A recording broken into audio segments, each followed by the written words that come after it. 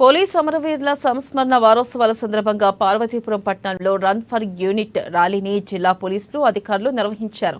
ఇక ఈ ర్యాలీలో జిల్లా కలెక్టర్ శ్యాంప్రసాద్, జిల్లా ఎస్పీ మాధవరెడ్డి పాల్గొన్నారు.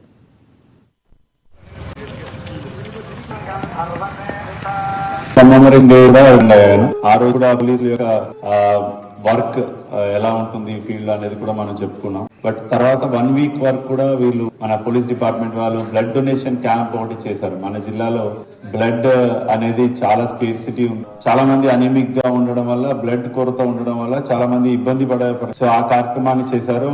దానికి ప్రత్యేకమైన ధన్యవాదాలు.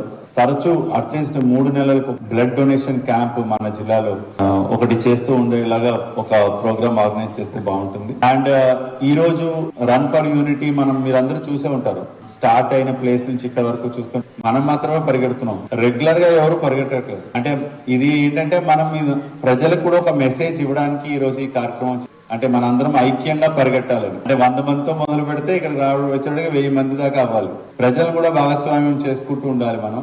సో ప్రతి ఒక్కరు కూడా హెల్త్ మీద కాన్షియస్ ఉండి, and youth especially every day చాలా మంది యూత్ ఇప్పుడు